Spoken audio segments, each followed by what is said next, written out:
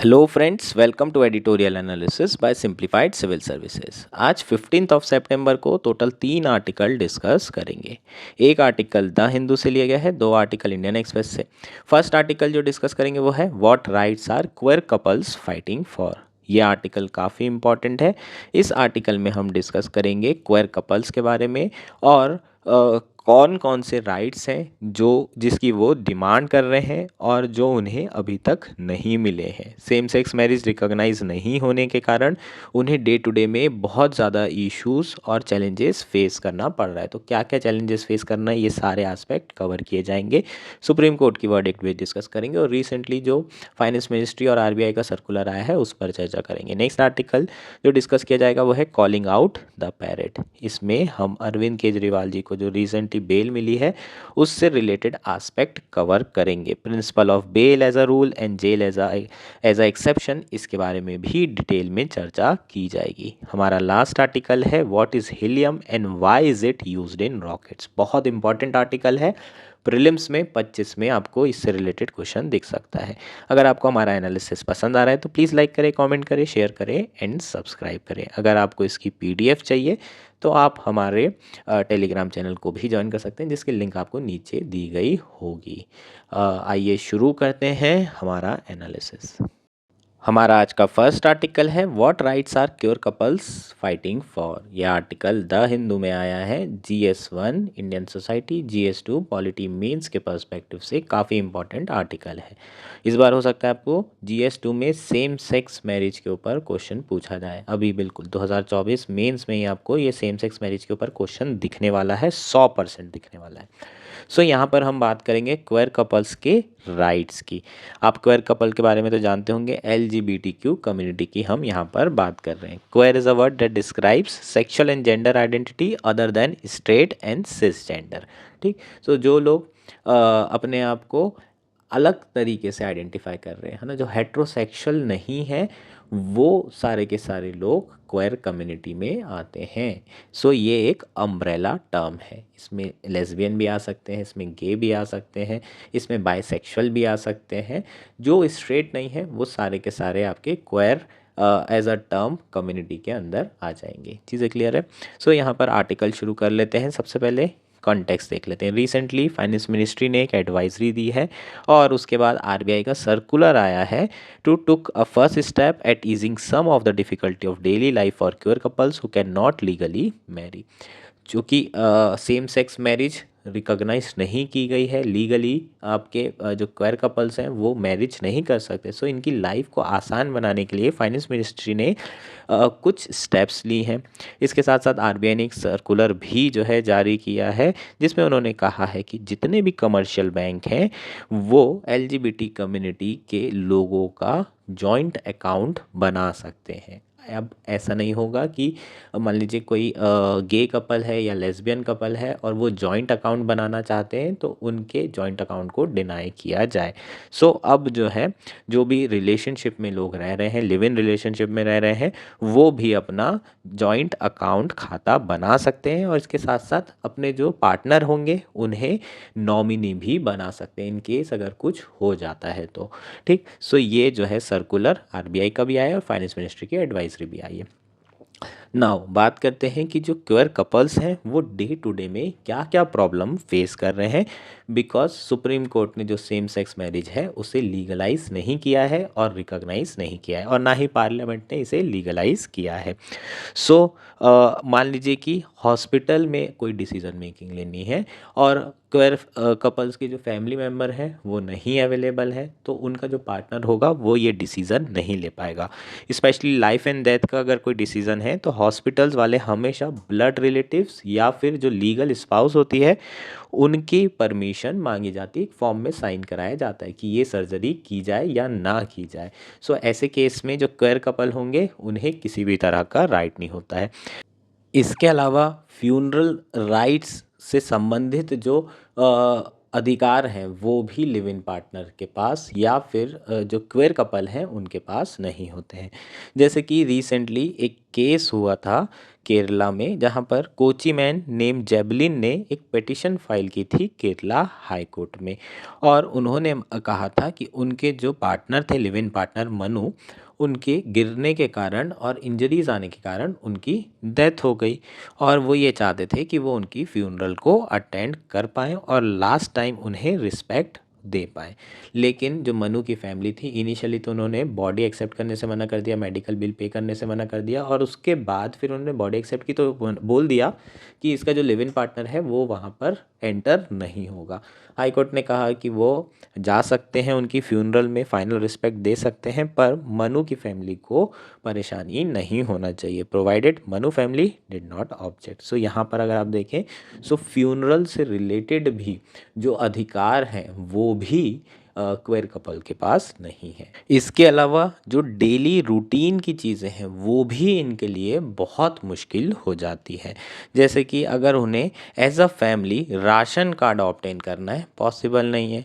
अगर उन्हें payment of gratuity के लिए नॉमिनेशन करना है अपने पार्टनर का, वो भी नहीं कर सकते। प्रोविडेंट फंड बेनिफिट्स के लिए नॉमिनेट करना है, नहीं कर सकते। इंश्योरेंस के लिए नॉमिनेट करना है as a dependent spouse, possible नहीं है। या फिर टैक्स बेनिफिट के लिए भी जो है, अगर आप उन्हें on the behalf of spouse nominate करना चाहें, पॉसिबल नहीं है। सो ये सारे बेनिफिट कब मिलते हैं? जब आपकी शादी हो जाए। ठीक, जैसे कि मुझे अगर मैंने इंश्योरेंस लिया है तो मैं नॉमिनेट कर सकता हूँ किसको? अपने ब्लड रिलेशन में किसी को भी कर सकता हूँ, या फिर अपनी वाइफ को कर सकता हूँ। क्योंकि मेरी वाइफ नहीं है, अभी मेरी शादी नहीं हुई है, तो मैं अपने ब्लड रिलेशन से ही कर सकता हूँ। अब आप बोलेंगे कि क्या आप अपने दोस्त को नॉमिनेट कर सकते हैं, अपनी गर्लफ्रेंड को नॉमिनेट नहीं कर सकते यार। ये सब चीज़ें लॉ में रिकॉग्नाइज नहीं की गई है। पहले आपको गर्लफ्रेंड से शादी करनी पड़ेगी, देन आप उसके बाद उसे नॉमिनी बना सकते हैं। अब यहाँ पर क्वेयर कपल के साथ क्या है, इनके रिलेशन क्या है ये रिकॉग्नाइज नहीं किया गया है। हो सकता है वो दोस्त हों, कपल हो, लिव इन में रह रहे हों, लेकिन ये सारी चीज़ें लॉ के अंदर रिकॉग्नाइज नहीं है। तो ये इनको जितने भी बेनिफिट्स होंगे जो कि एक कपल को बेनिफिट होते हैं, जो मैरिज के बाद स्पाउस को बेनिफिट होते हैं, वो सारी चीज़ें इन्हें बेनिफिट नहीं दी जाएगी। The law of succession, inheritance, alimony and maintenance do not take queer couples into account. So हमारे जो सक्सेशन से रिलेटेड लॉस हैं, जैसे कि सक्सेशन से रिलेटेड लॉस क्या होंगे कि आपकी जो प्रॉपर्टी है वो किसके पास जाएगी, लड़के के पास, लड़की के पास, ये वाला इशू। दूसरा, आपका डाइवोर्स हो जाता है तो मेंटेनेंस कितना मिलेगा, एलिमनी कितनी मिलेगी, ये इनहेरिटेंस और ये सारी चीज़ें इसमें क्वेयर कपल्स को इंक्लूड नहीं किया गया है। इसका मतलब मान लीजिए क्वेयर कपल दोनों साथ रह रहे हैं 15-20 सालों से, उसके बाद वो अलग हो जाते हैं, तो एक कपल दूसरे कपल पर क्या नहीं मांग सकता? मेंटेनेंस नहीं मांग सकता। डाइवोर्स होने के बाद जो एलिमनी है वो नहीं मांग सकता, क्योंकि रिकॉग्नाइज ही नहीं किया गया है ऐसे सारे राइट्स को। चीज़ें क्लियर है? Their communication are not protected by evidentiary privilege reserve for marriage couples, meaning they could compel to give evidence against each other in court. They cannot donate organs to each other, they cannot adopt a child together. So queer couples ना ही बच्चे adopt कर सकते हैं, ना ही एक दूसरे को organ donate कर सकते हैं। और इसके साथ साथ इनके जो कम्युनिकेशन है, जो कि मैरिज कपल के कम्युनिकेशन को एक दूसरे के अगेंस्ट में यूज़ नहीं किया जा सकता कोर्ट में। यहाँ पर इनके जो कम्युनिकेशन है इसे हम यूज़ कर सकते हैं एक दूसरे के अगेंस्ट में। In our country, it is marriage that gives couple access to bundle of legal right. It is about much more than social acceptance. Now, supreme court ने 2023 में वर्डिक्ट दी थी, और उन्होंने सेम सेक्स मैरिज को मानने से, recognise करने से रिफ्यूज़ कर दिया था। बोला था कि ये लेजिस्लेटिव डोमेन में आता है ये मैटर, और इसके लिए लॉ बनाना ज़रूरी है। पार्लियामेंट डिसाइड करे कि सेम सेक्स मैरिज रिकॉग्नाइज की जाए या नहीं की जाए। लेकिन सुप्रीम कोर्ट ने ये क्लियर कट कहा था कि वो जितने भी इंडिविजुअल हैं, चाहे वो क्वेयर कपल क्यों ना हो, उनके फंडामेंटल राइट को प्रोटेक्ट करेगा, और अगर वो यूनियन में आते हैं तो भी उनके राइट्स को प्रोटेक्ट किया जाएगा। उन्होंने कहा था कि जो गवर्नमेंट है उन्हें कमेटी बनाने की ज़रूरत है, और जो सरकार ने कमेटी भी बनाई थी जिसे चेयर किया जा रहा है cabinet secretary to define the scope of entitlements. State को बहुत सारे एंटाइटलमेंट देने की ज़रूरत है जो कि वाइफ को दिए जाते हैं, उसी तरह के वाइफ और हस्बैंड को दिए जाते हैं। मतलब शादी के बाद स्पाउस को जो राइट्स होते हैं उसी तरह के राइट्स एंटाइटलमेंट किसे देने की ज़रूरत है, क्वेयर कपल को। और उसी के लिए एक कमेटी बनाई गई है जिसे कैबिनेट सेक्रेटरी हेड कर रहे हैं, जिसमें 6 अलग अलग मेंबर्स हैं। ठीक, तो इसमें डिस्कशन चालू है। इसकी फर्स्ट मीटिंग मई में हुई थी। ठीक है, अप्रैल में इसे सेटअप किया गया और जुलाई में बहुत सारे जो स्टेक होल्डर हैं उनसे कंसल्टेशन किया जा रहा है। एलजीबीटी कम्युनिटी के लोगों को कहा है कि वो ईमेल कर सकते हैं डायरेक्टली कमेटी के मेंबर को। Apart from joint bank account, court directed the panel must consider how to enable partner in queer relationship to be treated as same as family for the purpose of ration card. Supreme court ने ये भी कहा कि जो committee है उन्हें joint bank account से संबंधित जो भी एंटाइटलमेंट है वो तो देना ही चाहिए। इसके अलावा jointly as a family ration card जो है ऑब्टेन कर पाए, इससे संबंधित एंटाइटलमेंट के बारे में भी कमेटी को देखना चाहिए कि क्या उन्हें ये सारे राइट्स दिए जा सकते हैं। It is also noted that medical practitioners have a duty to consult family or next of kin or next friend in the event patients who are terminally ill have not executed an advance directives. Parties in union may consider family for this purpose. So यहाँ पर जो supreme court है उन्होंने ये भी suggest किया है कि मान लीजिए आपका जो पार्टनर है वो टर्मिनली इल हो जाए और उसने जो है पहले से एडवांस डायरेक्टिव्स नहीं दिए हैं, अपनी लिविंग विल तैयार नहीं की है। लिविंग विल का मतलब मैं आपको पहले भी एक्सप्लेन कर चुका हूँ, जिसमें वो बताएगा कि किस सिचुएशन में उसकी लाइफ ली जानी चाहिए और किस सिचुएशन में जो ट्रीटमेंट है उसे कंटिन्यू रखा जाना चाहिए। मान लीजिए कोई कोमा में चला गया है और लग रहा है कि वो सर्वाइव नहीं कर सकता और अननेसेसरली आप उसे वेंटिलेटर पे रखे हुए हैं और उसने अपनी लिविंग विल नहीं दी है। सो जो हॉस्पिटल में डॉक्टर होगा वो आपसे कंसल्ट करेंगे। अब वो जनरली किससे कंसल्ट करते हैं, फैमिली से कंसल्ट करते हैं। अब मान लीजिए फैमिली नहीं है, आप दोनों कपल ही हैं, सो वो आपसे कंसल्ट करें। ये राइट्स भी क्वेयर कपल को दिए जाने चाहिए, ऐसा सुप्रीम कोर्ट ने कहा है। और ये सारी चीज़ें जो कमेटी होगी वो इन सारे पहलू पर डिस्कशन करेगी। Court directed the panel to consider jail visitation rights, right to access the body of deceased partner and arrange the last right, succession rights, financial and material benefits and rights flowing from employment such as gratuity। ठीक, so जो employment में आपको gratuity मिलती है, जो bonus मिलता है अगर आप 5 साल काम कर लेते हैं, तो उसमें आप अपने पार्टनर को नॉमिनी बना सकते हैं। अगर आपका जो पार्टनर है उसकी डेथ हो जाती है तो आप अपने पार्टनर के जो अंतिम संस्कार है उसे अरेंज कर सकते हैं, जेल विजिट कर सकते हैं और अनेक जो राइट जो कि आपके स्पाउस को होते हैं वो सारे राइट्स को भी पैनल को क्या करना है, डिस्कस करना है और उसके बाद अपनी जो भी रिकमेंडेशन होगी वो सरकार को देंगे। सो रिसेंटली जो रूल आया है उससे थोड़ा बहुत रिलीफ मिलेगा किसको, क्वेयर कपल को। लेकिन क्या चेंज करने की ज़रूरत है, एक तो जो एटीट्यूड है लोगों का वो बदलने की ज़रूरत है। कुछ बैंक्स बोलते हैं कि उनकी पॉलिसी इंक्लूसिव है और वो क्वेयर कपल्स को अलाउ करते हैं एक दूसरे को नॉमिनेट करने के लिए और जॉइंट बैंक अकाउंट खोलने के लिए भी अलाउ किया जा चुका है। लेकिन बहुत सारे जो क्वेयर कपल हैं उनका कहना है कि ये सब मार्केटिंग गिमिक है ना, ऐसा कुछ है नहीं। ग्राउंड लेवल पर आप जाओ तो जो एम्प्लॉयज़ होते हैं वो अभी भी उनके अंदर जो है एक्सेप्टेंस नहीं है क्वेयर कपल को लेकर के और उन्हें ग्राउंड लेवल पर कई तरह का हरासमेंट फेस करना पड़ता है। कि अब सरकार ने गाइडलाइंस निकाल दी है तो कहीं ना कहीं इन कपल्स को बेनिफिट होगा अगर उन्हें किसी भी तरह का हरासमेंट ग्राउंड पे फेस करना पड़े। पर स्टिल लीगल बैकिंग एसेंशियल है, इसलिए सरकार को जो लॉज हैं जैसे कि Hindu succession act, income tax act में बदलाव करने की ज़रूरत है, जुवेनाइल जस्टिस एक्ट में चेंज करने की ज़रूरत है। सो जहाँ जहाँ जो स्पाउस हैं उन्हें बेनिफिट मिल रहे हैं वहाँ पर क्वेयर कपल को भी इंक्लूड करना पड़ेगा। जब तक कि ये लीगल बैकिंग नहीं मिलेगी तब तक के क्वेयर कपल को ग्राउंड लेवल पर हरासमेंट फेस करना पड़ सकता है और कई तरह की प्रॉब्लम फेस करनी पड़ सकती है। सो ये हमारा कंप्लीट आर्टिकल था। होपफुली ये सारी चीज़ें आपको क्लियर हो गई होगी। हमारा नेक्स्ट आर्टिकल है कॉलिंग आउट द पैरेट। ये आर्टिकल इंडियन एक्सप्रेस में आया है। जीएस टू पॉलिटी गवर्नेंस के पर्सपेक्टिव से काफ़ी इंपॉर्टेंट है। पैरेट मतलब सीबीआई की बात हो रही होगी। सुप्रीम कोर्ट ने कई बार सीबीआई को केज पैरेट कहा है। तोता जो कि पिंजरे में बंद है और वही कर रहा है जो उनके मास्टर या फिर जो पॉलिटिकल अथॉरिटी है वो कह रही है, वही कह रहा है जो पॉलिटिकल अथॉरिटी कह रही है। इनके पास ऑटोनॉमी बिल्कुल भी नहीं है। सो कई बार ऐसे केसेस होते हैं जिसमें पॉलिटिकल वेंडेटा के अगेंस्ट सीबीआई एक्ट कर रहा होता है ना। जैसे कि किसी भी अपोजिशन पार्टी के मेंबर को गिरफ्तार कर लेना, रेड डालना चुनाव के पहले, इस तरह की एक्टिविटी है ना। सो कहीं ना कहीं यहाँ पर जो सीबीआई है एज अ एजेंसी, उसकी क्रेडिबिलिटी पे कई बार सवाल उठाए गए हैं। उसके पास ऑटोनॉमी के नाम पर कुछ भी नहीं है, ऐसा कई बार सुप्रीम कोर्ट ने कहा है। सो यहाँ पर हम सीबीआई के बारे में डिटेल में बात करेंगे। आपको प्रीलिम्स में सीबीआई के ऊपर क्वेश्चन पूछा जा सकता है जो कि काफ़ी इम्पॉर्टेंट है, काफ़ी समय से न्यूज़ में है। सो सीबीआई कब इस्टेब्लिश हुआ था? 1963 में।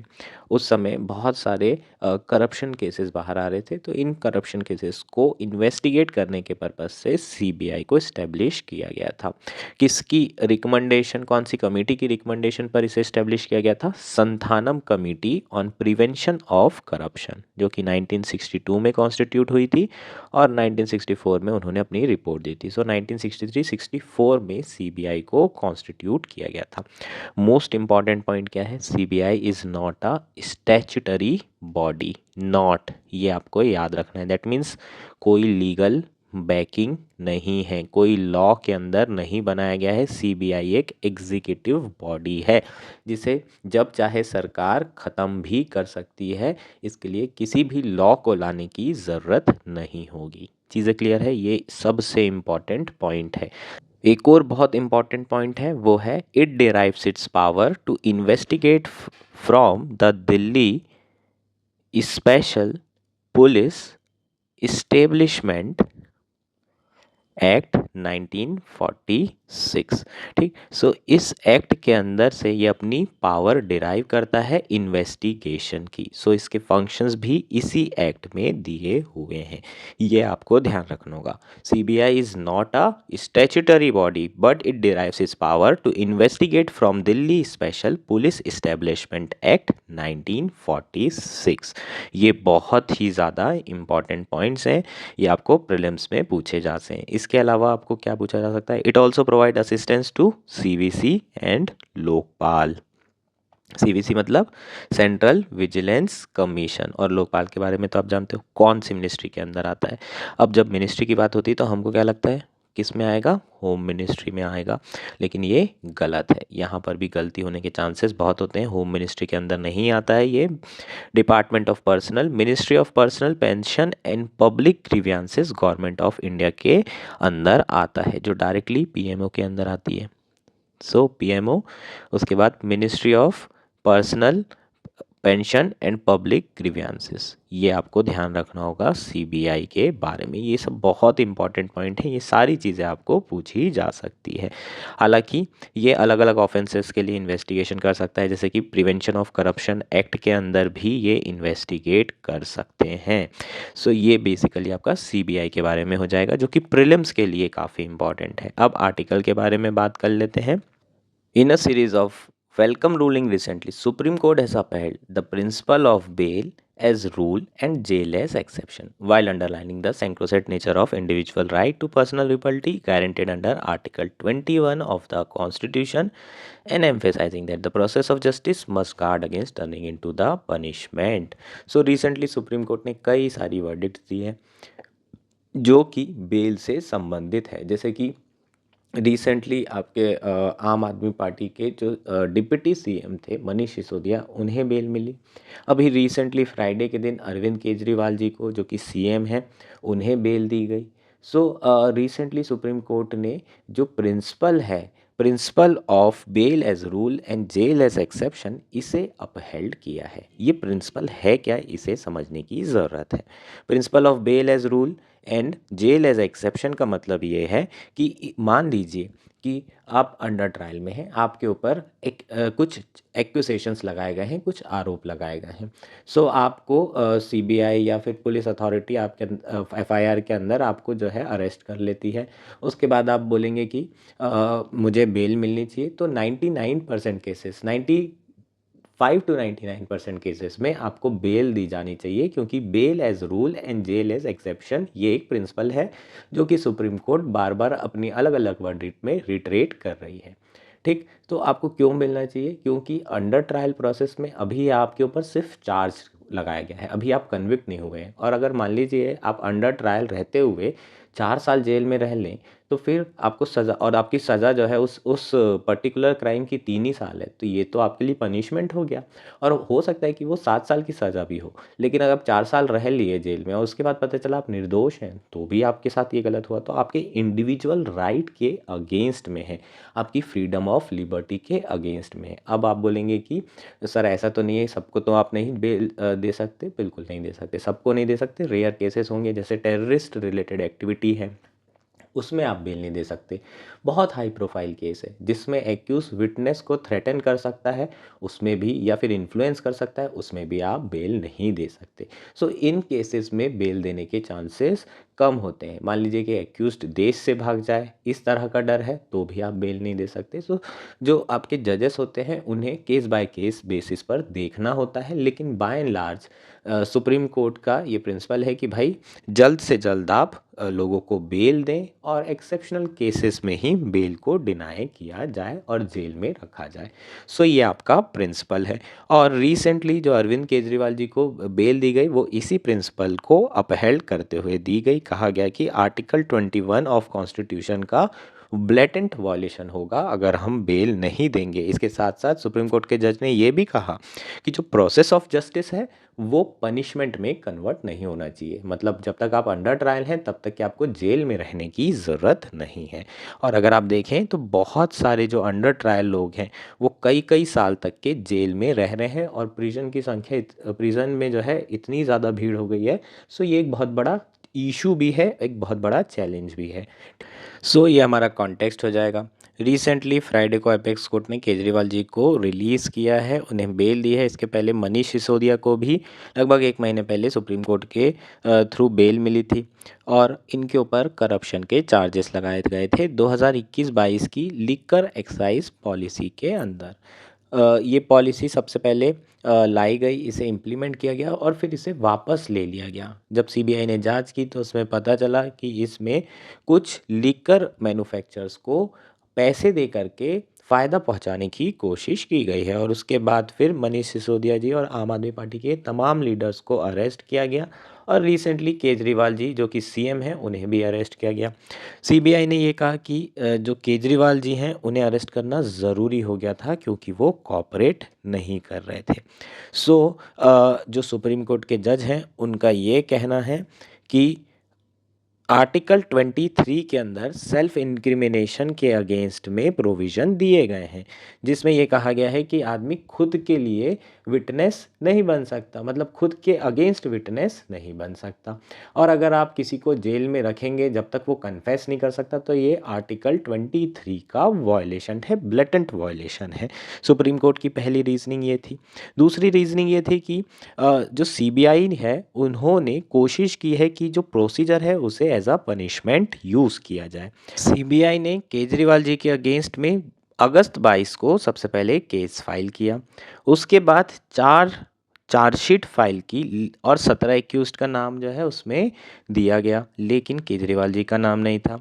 उसके बाद जब स्पेशल जज ने केजरीवाल को ईडी केस में बेल दे दी, उसी समय सीबीआई की जो मशीनरी थी वो एक्टिवेट हुई, और उन्होंने इसके आगे केजरीवाल जी के अगेंस्ट में कस्टडी मांगी।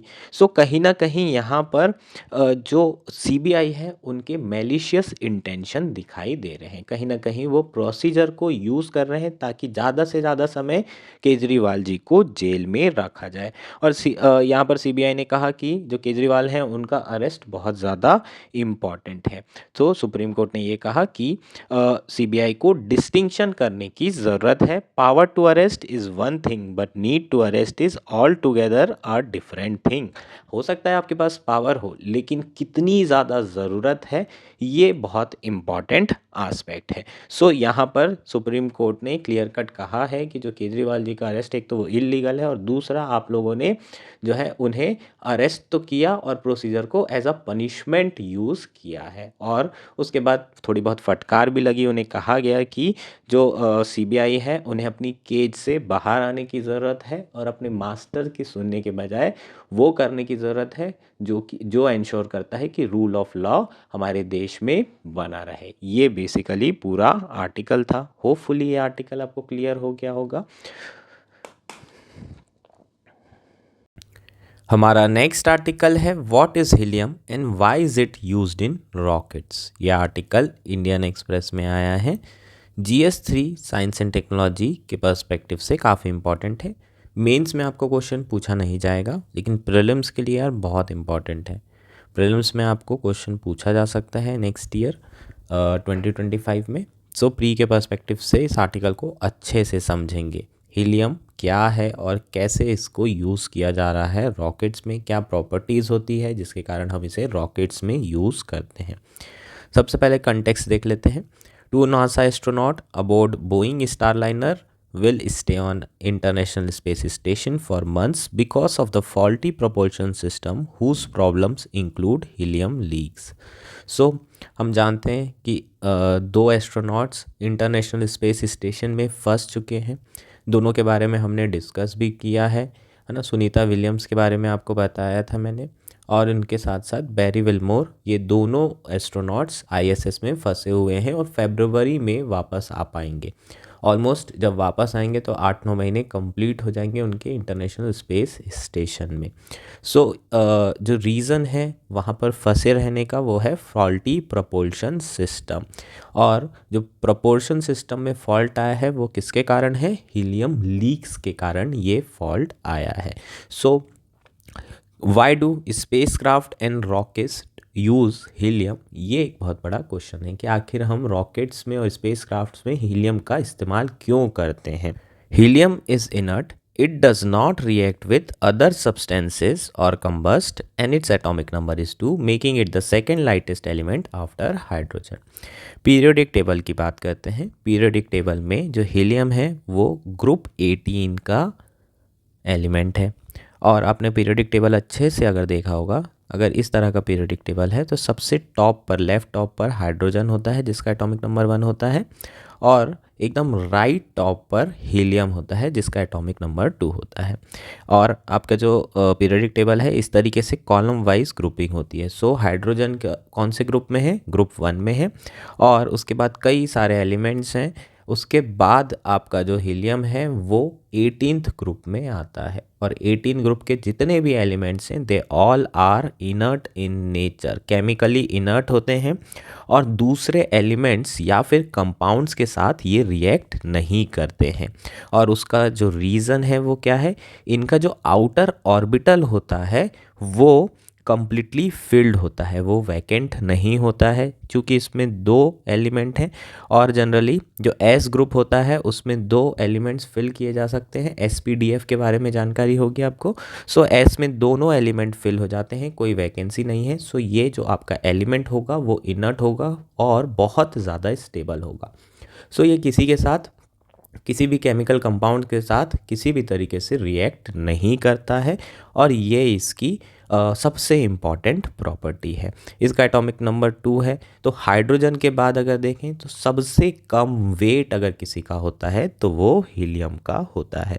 ठीक, ये बेसिक चीज़ आपको पता होना चाहिए। इसके अलावा और भी कई सारे ऐसे इनर्ट एलिमेंट्स या फिर इनर्ट गैसेस हैं जिसे नोबल गैस भी कहते हैं, जैसे कि आपका नियॉन हो गया, आर्गन हो गया, क्रिप्टॉन हो गया, जेनॉन हो गया, रेडॉन हो गया। ये सारे के सारे आपके क्या होंगे? नोबल गैस एलिमेंट्स हो जाएंगे, जो सारे के सारे आपके ग्रुप 18 में ही होते हैं, है ना। सबसे पहले हीलियम होता है, उसके बाद फिर नियॉन होता है जिसका एटॉमिक नंबर 10 होगा, उसके बाद आर्गन होगा जिसका एटॉमिक नंबर 18 होगा, फिर क्रिप्टॉन 36, जेनॉन एंड रेडॉन। इस तरीके से आपके सारे इनर्ट एलिमेंट आएंगे। चीज़ें क्लियर है? Rocket need to achieve specific speed and altitude to reach and maintain orbit.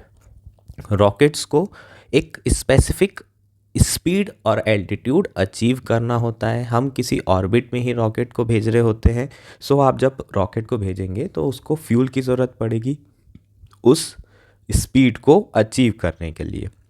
A heavier rocket require more energy, not only increasing fuel consumption, but also needing more powerful engines, which are more expensive to develop, test and maintain. जो heavier rocket होते हैं उन्हें ज़्यादा जो है energy की ज़रूरत होती है। जितने भारी होंगे उतनी ग्रेविटेशनल फोर्स कहाँ लगेगी?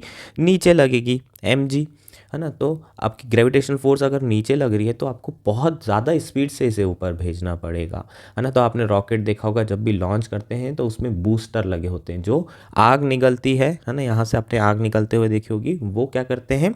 अर्थ में फुली ताकत से प्रेस करते हैं, अर्थ को दबाते हैं, और जब अर्थ में प्रेस करते हैं तब रॉकेट ऊपर की तरफ जाता है। आपने खुद को जंप करते हुए देखा होगा। जब आप जंप करते हैं तो आप पूरी ताकत अर्थ पे लगाते हैं, पूरा ज़ोर से अर्थ पे प्रेस करते हैं और फिर ऊपर उछलते हैं। सो ये क्या है? आपको थ्रस्ट प्रोवाइड कर रहा है। सो जितना भारी रॉकेट होगा उतना ही ग्रेविटेशनल फोर्स नीचे लग रहा होगा और उतनी ही ज़्यादा पावर आपको चाहिए होगी। और फिर रॉकेट ऊपर उड़ता है तो उसे फ्यूल कंजम्पशन भी ज़्यादा लगता है और उसे पावरफुल इंजन की भी ज़रूरत होती है, जितना कि हैवियर रॉकेट होगा वो। और पावरफुल इंजन बहुत ज़्यादा एक्सपेंसिव होते हैं, उसे डेवलप करना भी मुश्किल होता है, मेंटेन करना भी मुश्किल होता है। इंडिया में GSLV है जो कि सबसे पावरफुल इंजन है, मार्क 3 GSLV इंजन, है ना, जो कि आपका पेलोड कितना लेके जा सकता है? 2000 से 4000 टन के आसपास पेलोड लेकर ये जा सकता है। Helium has a very low boiling point allowing it to remain a gas even in super cold environment, an important feature because many rocket fuels are stored in that temperature range. So जो helium है उसकी next important property क्या है? उसका boiling point बहुत कम होता है, -268 degree Celsius. इसका मतलब अगर आप क्रायोजेनिक टेम्परेचर में हीलियम को रख देंगे तो भी वो गैशियस फॉर्म में ही रहेगा। और आपके जो फ्यूल होते हैं उन्हें क्रायोजेनिक टेम्परेचर में ही रखा जाता है, -198 200 डिग्री के आसपास आपके फ्यूल स्टोर्ड होते हैं। और इस टेम्परेचर पे जो हीलियम होगा वो गैस ही रहेगा, क्योंकि बॉइलिंग पॉइंट बहुत ज़्यादा कम होता है। सो ये कुछ प्रॉपर्टी हैं। इन प्रॉपर्टी के कारण हम इसे रॉकेट और स्पेसक्राफ्ट में यूज़ करते हैं। अब इसे कैसे यूज़ करते हैं, क्या पर्पस होता है, वो देख लेते हैं। How is helium used in spacecraft? Helium is used to pressurize fuel tanks, ensuring fuel flows to the rocket engine without interruption, and for cooling system.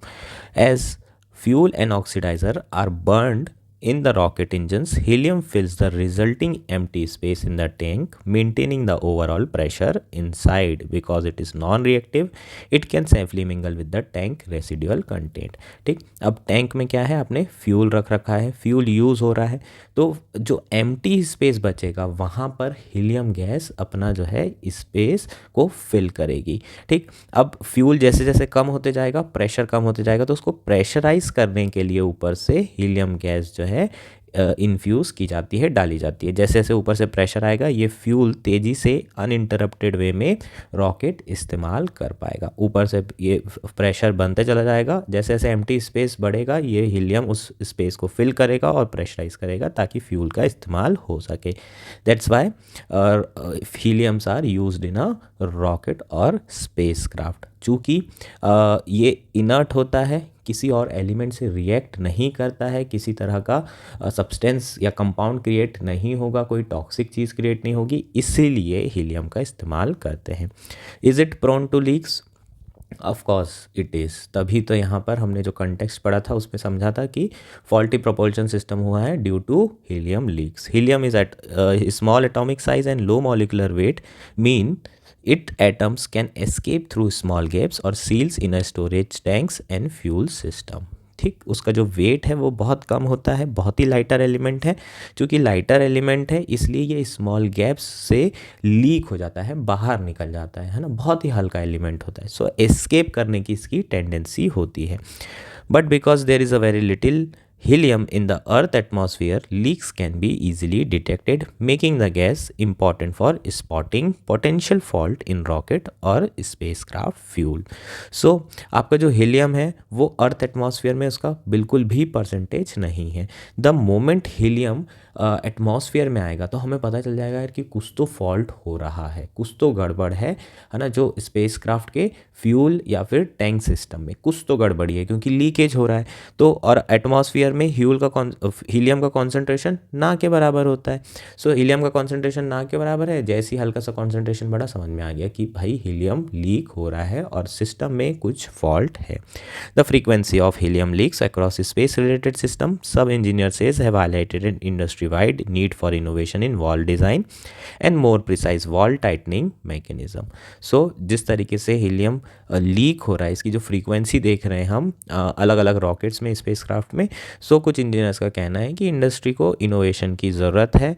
किसमें? वॉल्व डिज़ाइन में. प्रॉपरली वॉल्व डिज़ाइन की जाएगी तो ये helium leaks को रोका जा सकेगा. चीज़ें क्लियर है? सो ये हमारा कंप्लीट आर्टिकल था. होपफुली ये आर्टिकल आपको क्लियर हो गया होगा.